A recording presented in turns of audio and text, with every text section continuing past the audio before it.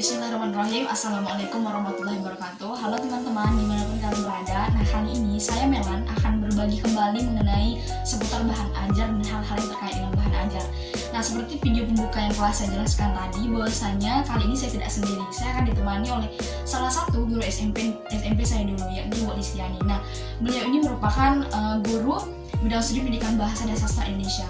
Sekiranya beliau itu sudah mengajar 10 tahunan. Nah, di 10 tahun itu pasti banyak sekali pengalaman beliau tentang bahan ajar.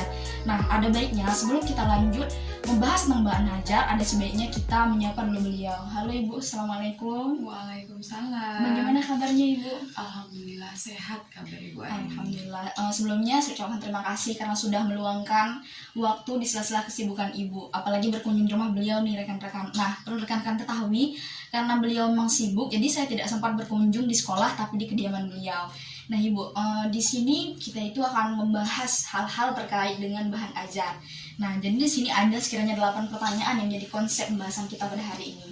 Nah, untuk tidak memperpanjangkan waktu rekan-rekan, saya akan masuk nih pada pertanyaan pertama.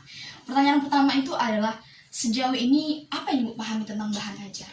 Iya, baiklah, selama ini memang jujur ya, kalau untuk mengenai bahan ajar, saya sebagai guru itu belum terlalu memahami sama sekali untuk lebih apa ya, sebenarnya bahan ajar itu seperti apa yang harus kami gunakan, yang harus kami terapkan ketika kami mengajar di kelas. Namun dengan seiring waktu atau perkembangan zaman ya, karena kita sebagai guru nih sekarang dituntut loh harus menjadi guru abad 21, dimana guru itu harus menguasai segi ilmu yang berkaitan dengan TIPEK, dimana TIPEK itu kan mengandung seperti pedagogi, teknologi itu ya. Jadi guru itu tidak hanya mengajar hanya sekedar dengan metode metode ceramah, tetapi guru itu harus bisa menerapkan, mengaplikasikan dengan media pembelajaran yang bervariasi, mungkin itu. Nah, rekan-rekan, perlu rekan-rekan ketahui saya ini merupakan waktu itu merasakan bagaimana kurikulum KTSP. Namun setelah melalui perjalanan kita berganti kurikulum dari 13, di mana yang lebih menuntut aktif itu adalah siswanya gitu. Guru hanyalah sebagai pembimbing yang membimbing siswa belajar di kelas. Nah, tadi Ibu telah menjawab, Ibu mengetahui sebagaimana itu bahan ajar. Tapi sering dengan berjalannya waktu, pastinya guru dituntut untuk mengembangkan bahan ajar itu. Nah, Ibu, kita akan lanjut pertanyaan yang kedua. Menurut Ibu, seberapa penting bahan ajar itu untuk Ibu mengajar di kelas? Baiklah, kalau menurut Ibu, bahan ajar itu sangat penting sekali. Apalagi kita seorang guru ya. Jadi guru itu jangan hanya mengandalkan buku paket siswa atau buku paket guru, tapi guru itu harus bisa menggunakan atau mengembangkan berbagai jenis bahan ajar yang bisa kita terapkan di dalam kelas. Mungkin itu. Iya, itu rekan-rekan jawaban dari Ibu. Betapa pentingnya bahan ajar itu tadi. Karena bahan ajar ini menjadi pendukung proses pembelajaran di kelas, salah satu komponen yang penting. Nah, perlu rekan-rekan ketahui, kita sebagai mahasiswa yang memang bergelut di bidang pendidikan, itu kita harus memang mengetahui dengan benar hal-hal yang berkaitan dengan bahan ajar untuk menjadi bekal kita menjadi pendidik nantinya. Nah, kita akan lanjut pertanyaan selanjutnya nih. Seru sekali berbincang dengan Ibu. Pertanyaan selanjutnya itu, bahan ajar seperti apa ini yang Ibu terapkan di sekolah tempat Ibu mengajar? Iya, kebetulan sekarang kita itu kan kalau di zaman Ibu pertama kali mengajar ya, bahan ajar yang Ibu gunakan itu misalkan buku paket, iya kan. Selain buku paket itu ada LKS ya, lembar kerja siswa. Namun sekarang itu memang sebenarnya sama saja sih materi yang kita yang ada di dalam bahan ajar itu, cuman lebih penerapannya sekarang kita menggunakan bukan LKS lagi tapi LKPD, itu lembar kerja peserta didik, di mana di dalam LKPD itu mencakup materi yang sekarang bersifat HOTS, bukan lagi LOTS ya. Jadi sekarang guru itu harus dituntut untuk mengembangkan materi bahan ajar yang di dalamnya masuk kategori HOTS, lalu juga harus mengaplikasikan ABCD di dalamnya. Selain itu, selain ABCD juga kita juga harus bisa menerapkan, misalkan dalam menerapkan KD itu di dalam materi subbabnya itu kan ada KD. KD itu hanya bukan sekedar kalau untuk di tingkat KKO yang menurut taksonomi belum itu kita harus mengkaitkan C1 sampai C6, di mana C1 sampai C3 itu ternyata untuk tingkatan ibu ya mengajar di SMP itu sangat rendah sekali. Sekarang kita harus menghindari C1 sampai C3. Jadi kita dituntut untuk memasuki yang namanya hot study, yaitu C4 sampai C6 tingkatannya. Mungkin itu. Nah, rekan-rekan, perlu diketahui juga, saya kan merupakan alumni anak didik ibu nih. Jadi tahu benar waktu itu bagaimana. Walaupun pada waktu itu ibu memang masih berpadu pada buku paket, tapi cara ibu mengelola di kelas itu luar biasa. Apalagi beliau mendidik bagaimana kita tuh harus tampil depan umum. Itu merupakan didikan yang menjadi bekal saya selama ini untuk menempuh pendidikan yang lebih tinggi. Itu ucapan terima kasih luar biasa. Ibu memang sosok guru yang paham bagaimana mengembangkan bakat dan minat peserta didik. Nah, sejauh itu pertanyaannya. Nah, kita akan masuk pada pertanyaan yang kelima.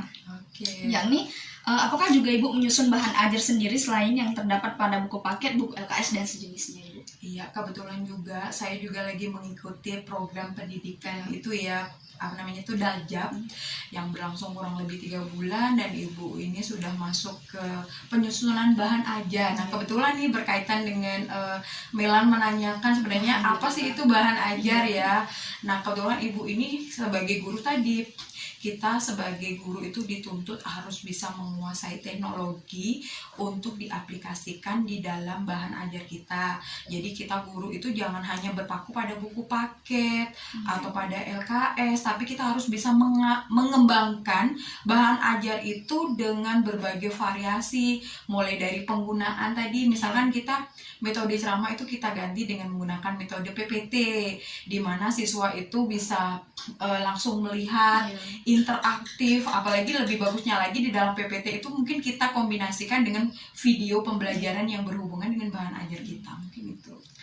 Nah, dapat saya simpulkan sedikit nih dari jawaban ibu mengenai pertanyaan saya itu. Intinya semakin majunya perkembangan zaman, kita tuh jadi harus guru yang update gitu, harus menyesuaikan apa yang siswa kita butuhkan. Jika di zaman saya dulu itu mungkin hanya berpadu pada buku paket. Nah, di zaman-zaman nanti adik-adik di kelas saya itu harus dengan PPT, video pembelajaran, pokoknya yang mendukung proses pembelajaran saat itu. Nah, pertanyaan selanjutnya itu adalah bagaimana sih langkah ibu dan metode ibu dalam penyusunan bahan ajar?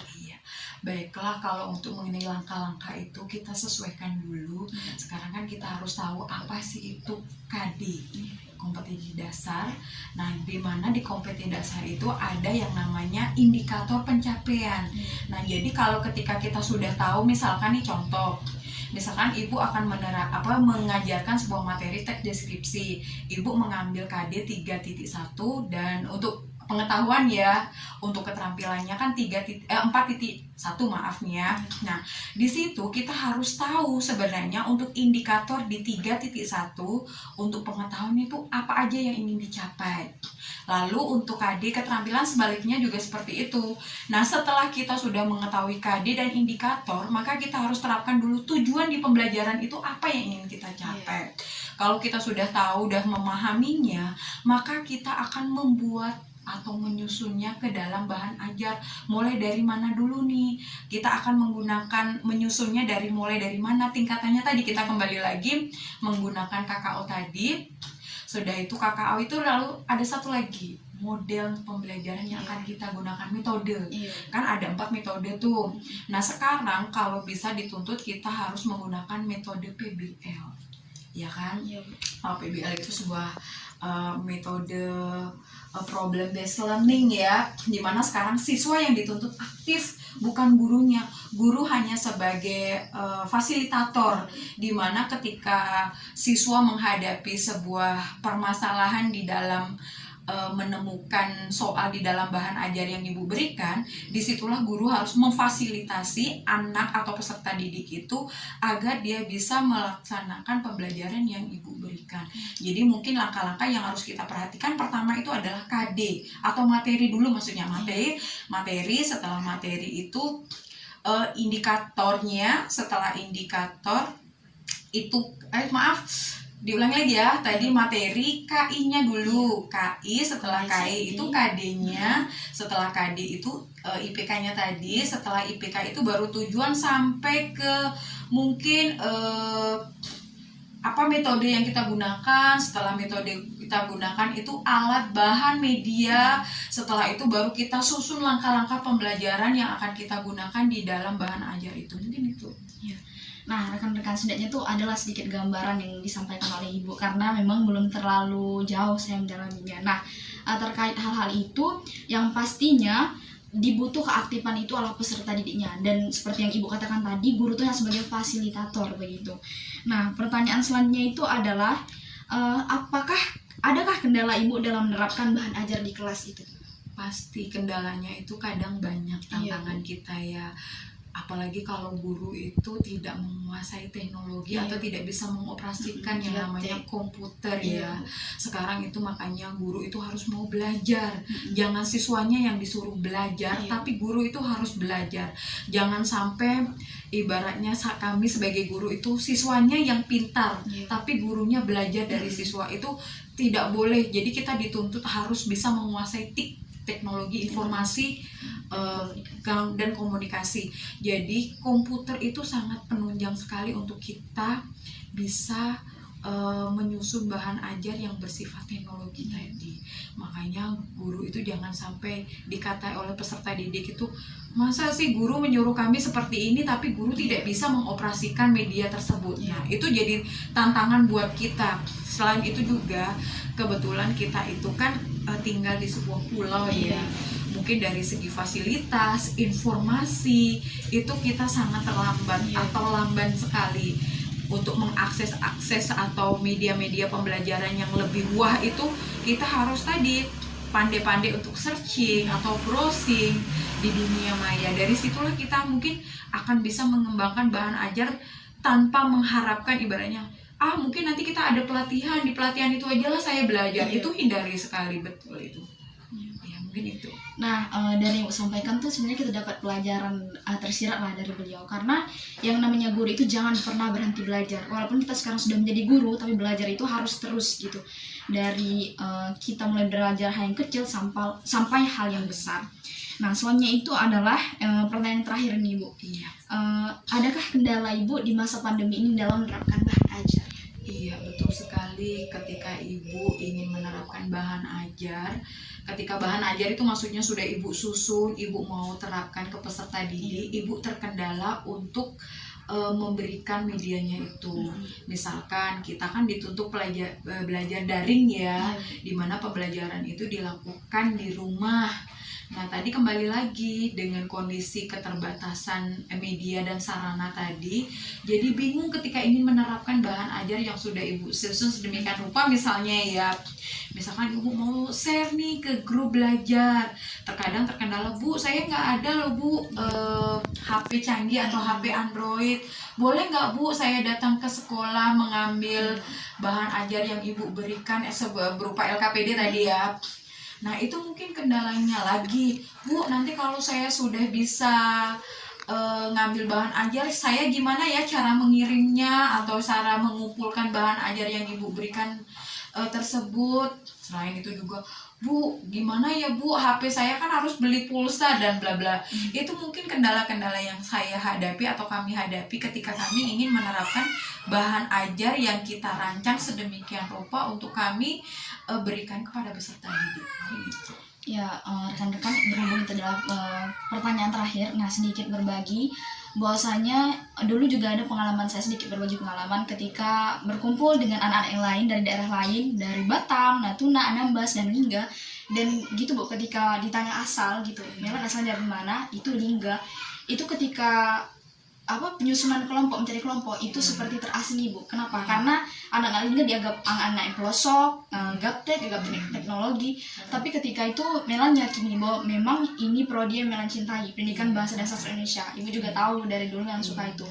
Nah, di situ ketika mulai dari semester 2, ketika itu belum online, nah di situ Melan tunjukkan kualitas anak-anak Lingga, anak pelosok itu luar biasa. Dan dari kepercayaan diri yang guru-guru Melan tanamkan itu merupakan hal-hal yang luar biasa yang tidak didapatkan dari hal lain, karena experience is the best teacher. Nah, Ibu, terima kasih atas waktunya. Ya, sama-sama. Ya, rekan-rekan, terima kasih sudah menyaksikan video ini, dan juga terima kasih ucapkan kepada Ibu Kristiani, guru saya yang luar biasa. Akhir kata, semoga wawancara ini